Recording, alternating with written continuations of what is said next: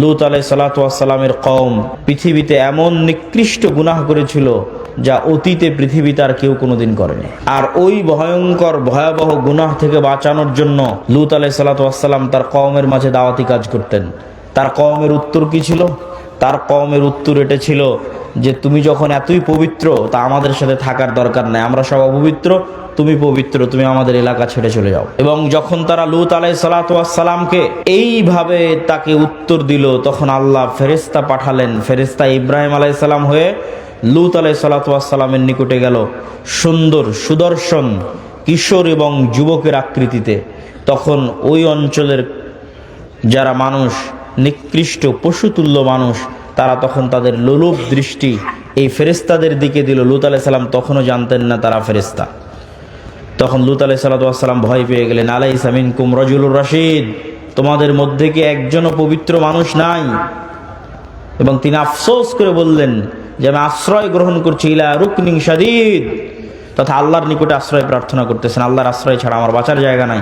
আজকে তোমরা আমার মেহমানদের সামনে আমার মেহমানকে তোমরা আজকে অপমান করবা। তখন এবার মেহমানেরা উত্তর দিয়ে বলছে ইন্না রাসূল রাব্বিক। লূত আলাইহিস সালাতু ওয়াস সালাম ভয় পাওয়ার কিছু নাই, আমরা আল্লাহর পক্ষ থেকে পাঠানো ফেরেশতা। আপনি এক্ষুনি এই মুহূর্তে শহর ত্যাগ করেন। ওয়ালা ইয়ালতাফিত, পিছনে ফিরে তাকাবেন না।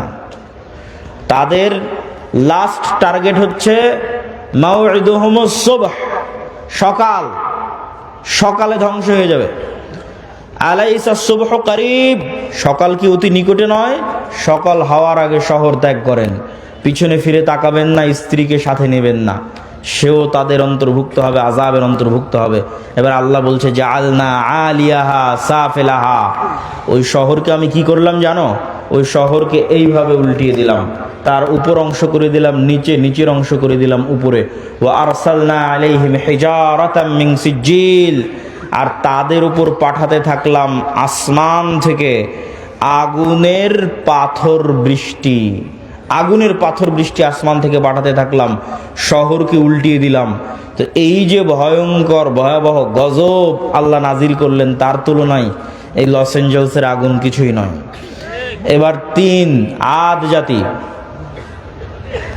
আর আমি আদ জাতির নিকটে পাঠিয়েছি আখাহুম হুদ, তাদের ভাই হুদকে। আমি আদ জাতির নিকটে পাঠিয়েছি হুদ আলাইহিস সালাতু ওয়াস সালামকে। আর এই প্রত্যেক নবীর দাওয়াত কমন ছিল, ইয়া কওমি ইবুদুল্লাহ, হে আমার কওম আল্লাহর ইবাদত করো, আল্লাহ ব্যতীত ইবাদতের যোগ্য কেউ নাই। তো আদ জাতি কি উত্তর দিল? আদ জাতিকেও হুদ আলাইহিস সালাতু ওয়াস সালাম বলেছিলেন আল্লাহর ইবাদত না করলে আল্লাহর গজব আসবে। তখন আদ জাতি উত্তরে বলেছিল মান আশাদ্দু মিন্না কুওয়া, হুদ তুমি আমাদেরকে আল্লাহর আযাবের গজবের ভয় দেখাও। তুমি বলো তো এই পৃথিবীতে আমাদের চেয়ে কেউ শক্তিশালী আছে? আমাদের চাইতে এই পৃথিবীতে কেউ কি শক্তিশালী আছে যে তুমি আমাদেরকে গজবের ভয় দেখাও, আযাবের ভয় দেখাও? তো মজাকের কথা যে আদ জাতির উপর গজব আসবে, যেমন আমাদের কাছে মজাক মনে হতে পারে আজকের পৃথিবীর সবচেয়ে শক্তিশালী রাষ্ট্র ইসরায়েল, সবচেয়ে শক্তিশালী রাষ্ট্র আমেরিকা, তাদের উপর আবার কি আসতে পারে আর তাদেরকে কে আবার ক্ষতিগ্রস্ত করতে পারে? ঠিক যেভাবে আদ জাতি বলেছিল মান আশাদ্দু মিন্না কুওয়া, তখন আল্লাহ বলেছিলেন আওয়ালাম ইয়ারাও, তারা কি জানে না আন্নাল্লাহাল্লাযী খালাকাহুম, যে তারা যতই শক্তিশালী হোক, যতই উন্নত সভ্যতার হোক, তার শক্তি বাড়তে বাড়তে বাড়তে বাড়তে পৃথিবীর মানুষের শক্তি সভ্যতার যদি শেষ সীমায় পৌঁছে যায়, তবুও লাস্ট রেজাল্ট হচ্ছে আল্লাহ তাদের সৃষ্টিকর্তা আর ওরা সৃষ্টিজীব। তো শক্তি কার বেশি হবে? আল্লাহ, সৃষ্টিকর্তার বেশি হবে। এটাই যুক্তির কথা, এটাই লজিকের কথা।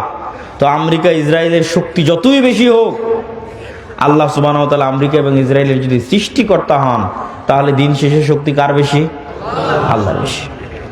তখন আদ জাতিকে আল্লাহ সুবহানাহু ওয়া তাআলা ধ্বংস করলেন বিরিহিন সরসরিন আতিয়াহ, প্রচণ্ড ঝড়ো বাতাস এবং প্রচণ্ড ঠান্ডা, প্রচণ্ড ঝড়ো বাতাস এবং প্রচণ্ড ঠান্ডা। আর এই প্রচণ্ড ঝড়ো বাতাস আর প্রচণ্ড ঠান্ডা বাতাস চলল 1 সপ্তাহ ব্যাপী। এবং এই এক সপ্তাহ ব্যাপী প্রচন্ড ঝড়ো বাতাসে তারা হয়ে গেল গোড়া কাটা খেজুর গাছের ন্যায়। যারা বলেছিল তারা পৃথিবীর সবচেয়ে শক্তিশালী, তৎকালীন যুগের সবচেয়ে উন্নত, সবচেয়ে সভ্য নগরীকে আল্লাহ সুবহানাহু ওয়া তাআলা ধ্বংস করে দিলেন। এবার আসি সামুদ জাতির কথা। সামুদ জাতির নিকটে আল্লাহ পাঠিয়েছিলেন তাদের ভাই সালেহকে। সালেহ আলাইহিস সালাতু ওয়াস সালাম একই কথা তার কওমকে বললেন, আর তার কওমকে আল্লাহর নিদর্শন হিসেবে পেশ করলেন নাকাতুল্লাহ, আল্লাহর উটনি। এই আল্লাহর উটনি আল্লাহর জমিনে চলবে, তোমরা একে ক্ষতি করার চেষ্টা করিও না, ক্ষতি করলে আল্লাহর গজব আসবে। ওয়ালাহা শিরবুম মালুম, 6 দিন তোমাদের জন্য কুয়ায় পানি পানের, একদিন আল্লাহর উটনির জন্য। যেই দিন আল্লাহর উটনি পানি পান করবে সেই দিন উটনি থেকে এই পরিমাণ দুধ হতো যে সমগ্র সামুদ জাতি সেই দুধ দহন করে নিয়ে খেয়ে বাড়িতে নিয়ে শেষ করতে পারত না। আল্লাহু আকবার। কিন্তু এই নিয়ামত তাদের সহ্য হয়নি, তারা অহংকারী। অহংকারী হয়ে সালেহ আলাইহিস সালাতু ওয়াস সালামকে বলছে ফাআকারুহা, কেটে নিয়ে, উটনির পা কেটে নিয়ে সালেহ আলাইহিস সালাতু ওয়াস সালামকে বলছে ফাতিনা বিমা তাইদুনা, আযাবের ভয় দেখাতে এই যে তোমার আল্লাহর উটনির পা কেটে নিয়েছে, এবার আযাব নিয়ে আসো। কোথায় আযাব? আযাব নিয়ে আসো। ফাআখাযাতহুমুস সাইহা, কোথাও এসেছে ফাআখাযাতহুমুর রাজফা, বিকট আওয়াজ, এমন বিকট আওয়াজ যে বিকট আওয়াজে তারা হয়ে গেল ওয়াহুম জাসিমিন। মুফাসসিরিনে কেরাম লিখছেন জাসিমিনের অর্থ যে যে যেখানে যে অবস্থায় ছিল সে অবস্থায় থেকে গেল। কেউ চা পান করছিল তো চা হাতে নিয়ে ওভাবেই থেকে গেল, বিকট আওয়াজের সাথে সাথে ওভাবেই মৃত্যুও হয়ে গেছে, ওভাবে থেকেও গেছে। কেউ দৌড়াচ্ছিল ও দৌড়ানো অবস্থায় থেকে গেছে, কেউ খাবার খাচ্ছিল খাবার খাওয়া অবস্থায় থেকে গেছে, কেউ গোসল করছিল গোসল অবস্থায় থেকে গেছে। ওয়াহুম জাসিমিন, এক বিকট আওয়াজে পৃথিবীর তৎকালীন পৃথিবীর সবচেয়ে শক্তিশালী সম্প্রদায় এক বিকট আওয়াজে ইনস্ট্যান্ট যে যেখানে যে অবস্থায় ছিল সেভাবে থেকে গেছে, দুনিয়া থেকে বিদায় নিয়ে নিয়েছে। এই ছিল সামুদ জাতির ঘটনা। সম্মানিত উপস্থিতি, নূহ আলাইহিস সালাতু ওয়াস সালাম, লূত আলাইহিস সালাতু ওয়াস সালাম, আদ জাতি, সামুদ জাতি, এই 4টে বড় বড় জাতিকে আল্লাহ সুবহানাহু ওয়া তাআলা 4টে ভিন্ন ভিন্ন ধরনের আযাব দিয়ে ধ্বংস করে দিয়েছেন। আর আল্লাহ আরো বলেছেন আফা আমিনা আহলুল কোরা, আজকের যুগের মানুষেরা কি নিজেকে নিরাপদ মনে করে নিয়েছে যে আল্লাহর আযাব ও গজব আসবে না? যদি নিরাপদ মনে করে নিয়ে থাকে তাহলে তারা যেন তাদের ভুলকে সংশোধন করে নেয়। আল্লাহর আযাব এবং গজব যে কোনো মুহূর্তে আসতে পারে, যে কোনো সময় আসতে পারে। আর লস এঞ্জেলস ক্যালিফোর্নিয়ায় যে আগুন জ্বলতেছে, এইরকম আগুনে যদি সারা পৃথিবীও জ্বলে যায় তবুও হক হবে। এই জন্য হক হবে যে সারা পৃথিবীর মানুষের চোখের সামনে, সারা পৃথিবীর সকল রাষ্ট্রনেতার সামনে, BBC, CNN, Al Jazeera, TV channel, Facebook, YouTube সব লাইভের সামনে 60,000 নিরস্ত্র নিরীহ মানুষকে গাজায় হত্যা করা হয়েছে। সারা পৃথিবীর সব রাষ্ট্রপ্রধান দেখেছে, সারা পৃথিবীর সব মানুষ দেখেছে। সবার পক্ষে সম্ভব ছিল এই মহা হত্যাযজ্ঞ আটকানোর, কিন্তু তারা এই মহা হত্যাযজ্ঞ আটকাতে যায়নি, আটকানোর চেষ্টা করেনি। তাদেরকে এর জবাব দিতে হবে। এই এক গাজার উপর যে অত্যাচার চালানো হয়েছে, এই অত্যাচারে যদি সমগ্র আমেরিকা, সমগ্র ইউরোপ আর সমগ্র ইসরায়েল জ্বলে পুড়ে যায় তবু আল্লাহ সুবহানাহু ওয়া তাআলার জন্য এটা হক হবে। এবং আল্লাহ এটা বলেছেন, কোরআনই বলেছেন যে আল্লাহ সুবহানাহু ওয়া তাআলা যখন কোনো শহর ও বন্দর ধ্বংস করেন তখন আল্লাহ অত্যাচার করেন না, বরং তারা অত্যাচারী ছিল তাই ধ্বংস করে দেন। সম্মানিত উপস্থিতি, এইটি থেকে আমাদের শিক্ষা নিতে হবে, মুসলমানদের শিক্ষা নিতে হবে যে আমরা যে কোনো মুহূর্তে আল্লাহর আযাব এবং গজবের শিকার হতে পারি। যে অশ্লীলতা, যেই বেহায়াপনায় লূত আলাইহিস সালাতু ওয়াস সালামের কওম ধ্বংস হয়েছিল, ওই বেহায়াপনা, ওই অশ্লীলতাও বাংলাদেশে ঢুকানোর চেষ্টা করতেছে শয়তানের দোসরেরা। এমনও রাজনৈতিক দল বাংলাদেশে আছে যারা তাদের দফার মধ্যে যুক্ত করে দিয়েছে যে তারা রেইনবো নেশন তৈরি করবে, রংধনু জাতি তৈরি করবে। তো নেলসন ম্যান্ডেলা আফ্রিকায় রংধনু জাতি তৈরি করতে গিয়ে এই লূত আলাইহিস সালাতু ওয়াস সালামের কওমের অশ্লীলতাকে প্রমোট দিয়েছিল। আজকের এই ধরনের রাজনৈতিক দলগুলো আবার পদ তৈরি করেছে লিঙ্গ সমতা, লিঙ্গ ন্যায্যতা নামে একটা পদ তৈরি করেছে, নাউজুবিল্লাহি মিন যালিক। এর প্রত্যেকটার পিছনের উদ্দেশ্য হচ্ছে ইবলিসের যে স্কিম আছে, শয়তানের যে পদক্ষেপ আছে সেটা বাস্তবায়ন করা। তবে হ্যাঁ, তাদের জন্য অনেক বড় ধাক্কা, এই সমস্ত শয়তানের অনুসারীদের জন্য অনেক বড় ধাক্কা যে তাদের আব্বার দেশে তাদের বিরোধী লোক চলে এসেছে। তার মানে তাদের সবগুলোর আব্বা হচ্ছে আমেরিকা, আর আমেরিকার নতুন প্রেসিডেন্ট ডোনাল্ড ট্রাম্পের প্রথম আদেশ যে পৃথিবীতে তৃতীয় লিঙ্গ বলে কিছু নাই, লিঙ্গ দুইটাই, নারী আর পুরুষ। আমেরিকার জন্য ডোনাল্ড ট্রাম্পের প্রথম আদেশ। তো এত ভয়ঙ্কর আদেশ হওয়ার কারণ, এটার প্রেক্ষাপটও আপনাদের জানা থাকা উচিত। এই সমস্ত যে রাজনৈতিক দলগুলো আছে এদেরকে উত্তর দেওয়ার জন্য জানা থাকা উচিত। সেটা হচ্ছে ইলন মাস্কের নিজের সন্তান তার বাপকে বলছে, ইলন মাস্কের নিজের সন্তান তার বাপকে বলছে, আমাকে যদি অপারেশন করে ছেলে থেকে মেয়েতে রূপান্তর না করা হয় আমি আত্মহত্যা করব। নাউজুবিল্লাহি মিন যালিক। ইলন মাস্ক ছেলের জীবন বাঁচাতে অপারেশনের অনুমতি দেয় আর দুনিয়ার মানুষকে বলে যে আমার ছেলে মারা গেছে, এবং তখন থেকে সিদ্ধান্ত নেয় যে এই শয়তানের এজেন্ডা আমেরিকায় উৎখাত করে ছাড়বে সে।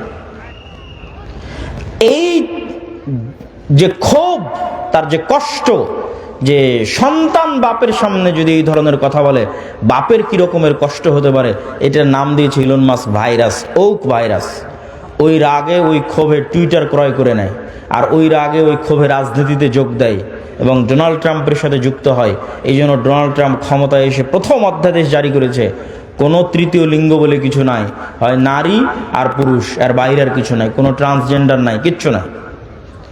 এখান থেকে আমাদের শিক্ষা নেওয়ার আছে যে আমাদের দেশে যারা অতি সেকুলার হয়ে, অতি উদার হয়ে মুসলিম দেশে রাজনীতি করবে, অথচ রেইনবো নেশনের নামে রাজনীতি করবে, লিঙ্গ সমতার নামে পদ তৈরি করে রাজনীতি করবে, এদের রাজনীতি করার অধিকার বাংলাদেশে নাই। আমি ওই দলকে নাম না নিয়ে উদাত্ত আহ্বান জানাবো যে বাংলাদেশের মানুষের মনোভাব, বাংলাদেশের মানুষের সামাজিক মূল্যবোধ বোঝার চেষ্টা করতে হবে। আল্লাহর চেয়ে শক্তিশালী কেউ নয়। আদ সামুদ জাতি ধ্বংস হয়ে গেছে, নূহ আলাইহিস সালাতু ওয়াস সালামের কওম, লূত আলাইহিস সালাতু ওয়াস সালামের কওম ধ্বংস হয়ে গেছে। অশ্লীলতা ছড়াতে চাইলে ধ্বংস হয়ে যেতে হবে। বক্তব্যের দ্বিতীয় অংশ, বক্তব্যের প্রথম অংশ শেষ, বক্তব্যের দ্বিতীয় অংশ, ইসলামী রাষ্ট্র। ইসলামী রাষ্ট্র প্রতিষ্ঠা করার বিষয়টা এখন বাংলাদেশে অন্যতম একটি আলোচিত ইস্যু।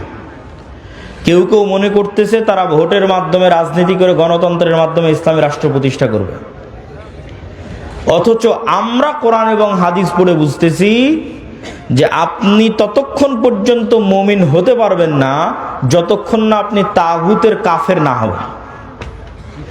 আপনি ততক্ষণ মুমিন হতে পারবেন না যতক্ষণ না আপনি নিজেকে কাফের বলে ঘোষণা করবেন যে আমি তাগুতের কাফের। কে ঘোষণা করেছিল? ইব্রাহিম আলাইহিস সালাম ঘোষণা করেছিল, কাফারনা বিকুম, তোমাদের কাফের, তোমাদের মূর্তির কাফের। ইব্রাহিম আলাইহিস সালাম ঘোষণা করেছিলেন তোমাদের কাফের, তোমাদের মূর্তির কাফের, এবং তিনি তার জাতির শিরক থেকে নিজেকে মুক্ত ঘোষণা করেছিলেন। এই জন্য আল্লাহ কোরআনে বলেছেন, আমাই ইয়াকফুর বিত্তাগুত, আগে তাগুতকে অস্বীকার করতে হবে, কাফের হতে হবে, ওয়ুমিন বিল্লাহ, তারপর আল্লাহর উপর ঈমান আনবেন। আপনি যদি বলেন যে আমি রাষ্ট্রে ইসলাম প্রতিষ্ঠা করতে চাই, তো রাষ্ট্রে ইসলাম প্রতিষ্ঠার সবচেয়ে বড় শত্রু যেগুলো, এগুলোর কাফের হতে হবে। তো রাষ্ট্রে ইসলাম প্রতিষ্ঠার সবচেয়ে বড় শত্রু হচ্ছে গণতন্ত্র, রাষ্ট্রে ইসলাম প্রতিষ্ঠার সবচেয়ে বড় শত্রু হচ্ছে সমাজতন্ত্র, রাষ্ট্রে ইসলাম প্রতিষ্ঠার সবচেয়ে বড় শত্রু হচ্ছে সেকুলারিজম, ধর্মনিরপেক্ষ মতবাদ।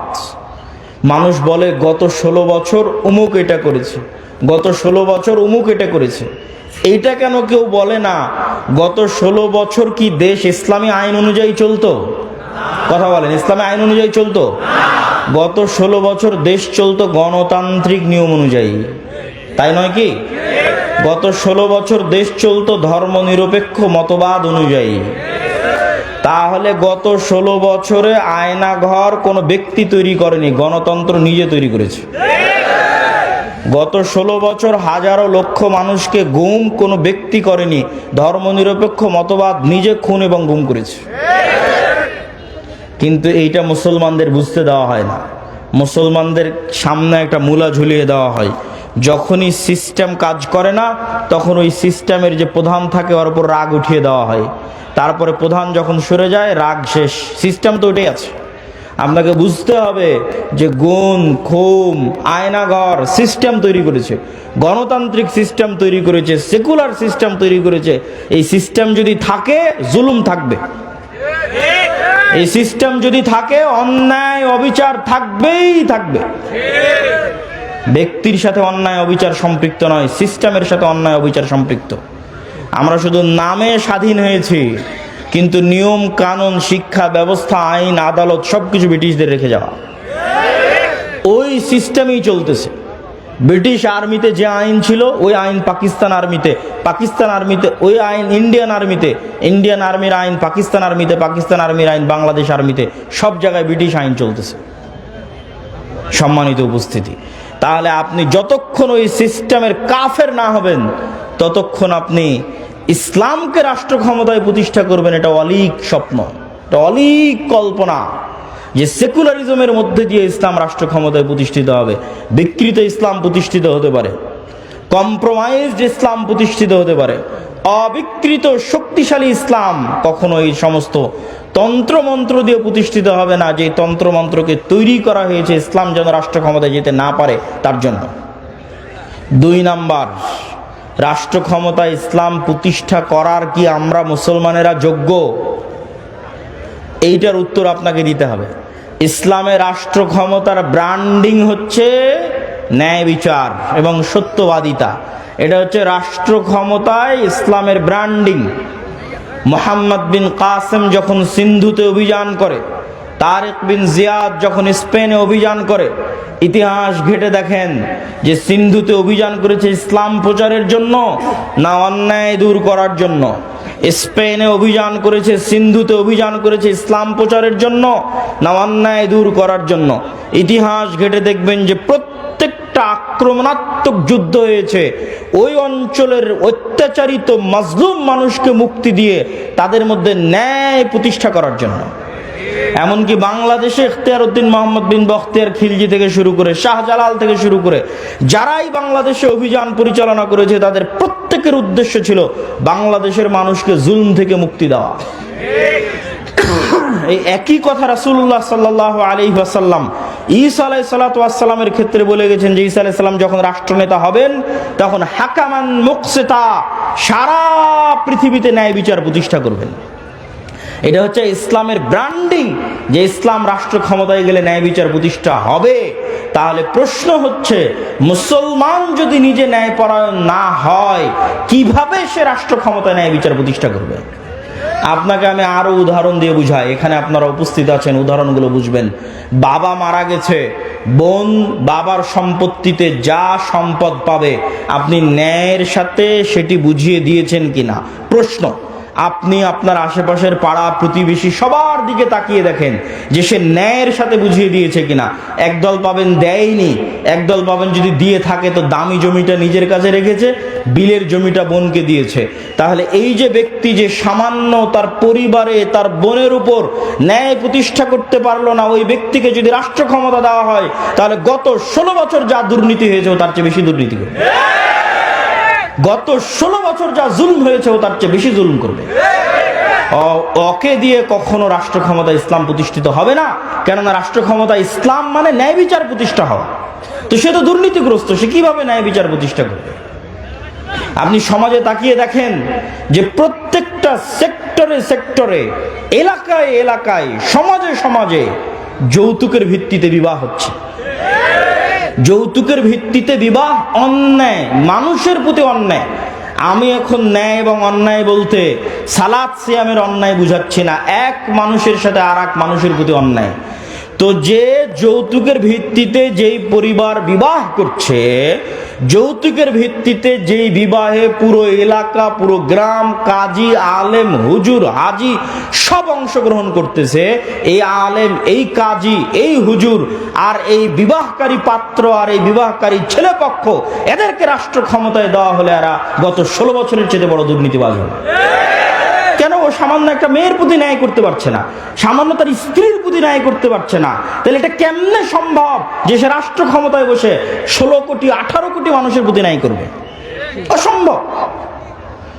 তো এই জন্য যদি মুসলমানেরা বলে যে আমাদের রাষ্ট্র ক্ষমতা দরকার, তাহলে মুসলমানদেরকে আগে উন্নত পার্সোনালিটি, উন্নত ব্যক্তিত্ব এবং ন্যায় পরায়ণ যে ব্যক্তিত্ব যা নবীদের ছিল, যা রাসূলদের ছিল, সেই ন্যায় পরায়ণ ব্যক্তিত্ব অর্জন করতে হবে, ন্যায় বিচার প্রতিষ্ঠা করার সক্ষমতা অর্জন করতে হবে।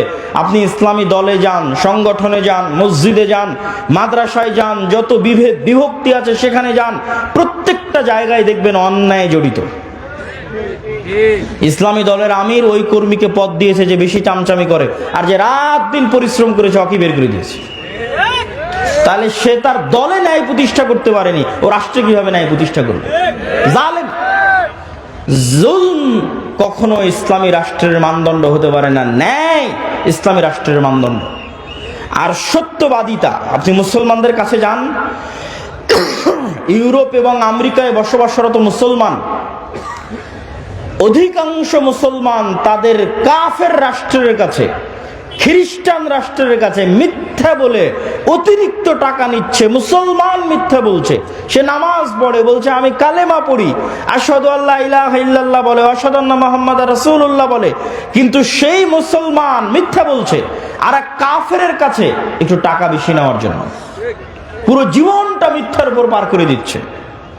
আপনাদের এই নরসিংদী, নারায়ণগঞ্জ, রূপগঞ্জ অঞ্চলেও যেহেতু কিছুদিন থেকে থাকা হচ্ছে, সেহেতু দেখতেছি নির্বাচনের সময় মানুষ 2 এমপি পদপ্রার্থীর থেকে টাকা নিয়ে বলেছে তাকে ভোট দিবে।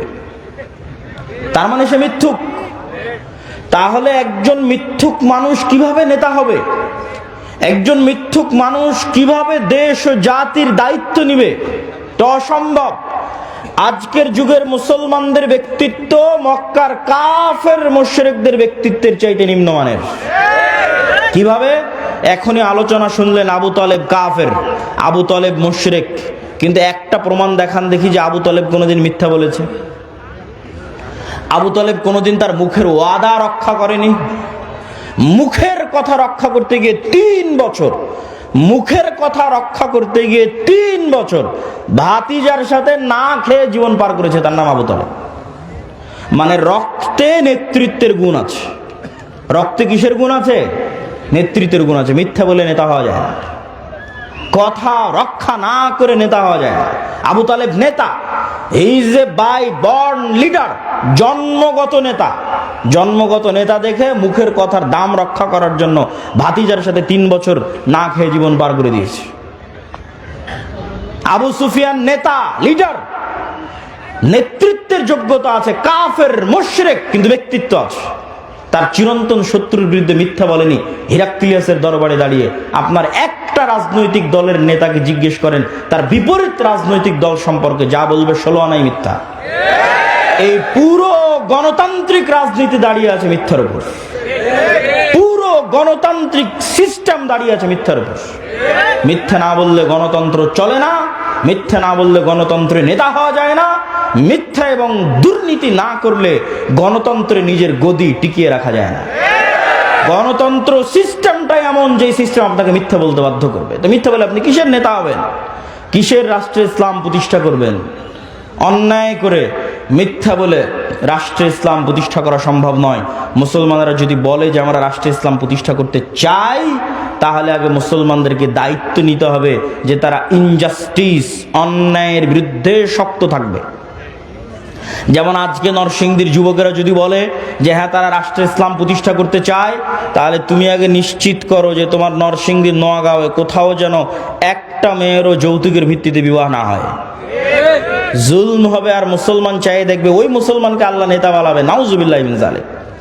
জুলম হবে, মুসলমান চাইয়ে দেখবে আর সেই মুসলমানকে আল্লাহ নেতা বানাবে ইসলামের নামে, আস্তাগফিরুল্লাহ আল-আযীম। তুমি যদি বলো রাষ্ট্রে ইসলাম প্রতিষ্ঠা করতে চাই, তো ওখানে মৃত্যুবরণ করেছে, ওই মৃত্যুর জানাজায় উপস্থিত হয়ে ওর মেয়েকে তার সম্পত্তি বুঝিয়ে দিতে বাধ্য করে তারপর উঠে আসো। ডিসেন্ট্রালাইজেশন, কেন্দ্রীয় রাষ্ট্র ক্ষমতাকে ডিসেন্ট্রালাইজেশন করো, বিকেন্দ্রীকরণ করো, নিজের পরিবার নিজের সমাজে ন্যায় প্রতিষ্ঠা করো। একবার ন্যায় প্রতিষ্ঠা করার সংগ্রামে নেমে গেলে আল্লাহ তোমাকে রাষ্ট্র ক্ষমতা এমনি দিয়ে দিবে ইনশাআল্লাহ। কেননা তখন তুমি যোগ্য বিবেচিত হয়ে যাবা, সত্যবাদী ব্যক্তি, ন্যায় প্রতিষ্ঠাকারী ব্যক্তি আল্লাহর দরবারে যোগ্য বলে বিবেচিত হবে নেতা হওয়ার। আর যদি ওই কম্প্রোমাইজ করার স্বভাব না থাকে, যে গণতন্ত্রের সাথে কম্প্রোমাইজ, সমাজতন্ত্রের সাথে কম্প্রোমাইজ, সেকুলারিজমের সাথে কম্প্রোমাইজ, ধর্ম বিক্রি করে দেওয়ার সাথে কম্প্রোমাইজ, নিজের দিনের উপর আত্মবিশ্বাস নাই, তখন আমি শিখতে বলেছি যুবকেরা, নিজের দিনের উপর আত্মবিশ্বাস ফিরিয়ে আনতে তোমরা দুটো জাতিকে দেখবা, একটা ইহুদি আর একটা হিন্দু। দূরের কথা বাদ দিলাম, আজকে পার্শ্ববর্তী দেশ ভারতের কথাও যদি ধরি, যে বিজিবি এবং বিএসএফ এর সীমান্তে যে গন্ডগোল, এই গন্ডগোল নিয়ে ফেসবুকে যুবকেরা লেখালেখি করছে, হাসি ঠাট্টা ট্রল করছে যে ভারতের হিন্দুরা গরুর মূত্র পান করে, এটা নিয়ে হাসি ঠাট্টা এবং ট্রল। তো আমার কথা হচ্ছে, ভারতের ওই হিন্দু যে গরুর মূত্র পান করে, আর গরুর মূত্র পান করা একটা ভ্রান্ত কাজ হলেও এই ভ্রান্ত কাজের উপর ওর বিশ্বাস কত অটল, ওর বিশ্বাস কত অবিচল, যে একটা ভ্রান্ত কাজকে রাষ্ট্রে পর্যন্ত প্রতিষ্ঠিত করেছে। আর তুমি কত বড় মরদ, কত বড় সাহসী, যে তোমার নবীর সুন্নাত না তোমার জীবনে, না তোমার বাড়িতে, না তোমার পরিবারে, না তোমার রাষ্ট্রে, তো তুমি কিসের সাহসী, কিসের বীর পুরুষ? বীর পুরুষ সেই যে তার নিজের দিনের উপর অটল। ইহুদিদেরকে দেখে আসো, যে তার দিনের কোনো একটা বিষয়ে ছাড় দেয় কিনা। সারা পৃথিবীতে সুদী অর্থনীতির গুরু তারা, অথচ নিজেরা কোনোদিন সুদ নেয় না, নিজেরা কোনোদিন সুদী লেনদেন করে না। কেন? তারা জানে সুদ মানুষকে গোলাম বানায়, সুদ মানুষকে কৃতদাস বানায়। আল্লাহর নবী নিজে সুদ মানুষকে যে গোলাম বানায়, কৃতদাস বানায়, তার দলিল দিয়ে গেছে। আপনি বলবেন কিভাবে, কোথায় দলিল? জি, আমি দলিল দেখাচ্ছি। তার আগে বলে নেই, বাংলাদেশের মুসলমানদের সমাজগুলোতে যদি যাবেন, তাহলে এনজিও আর ক্ষুদ্র ঋণে পরিপূর্ণ। তাহলে এই যে এনজিওর মাধ্যমে কিস্তির ভিত্তিতে ক্ষুদ্র ঋণে যুক্ত হয়ে গেছে, ও গোলাম হয়ে গেছে। ও জীবনে কোনোদিন আর নেতা হতে পারবে না, কোনোদিন না। কিভাবে গোলাম হয়ে গেছে?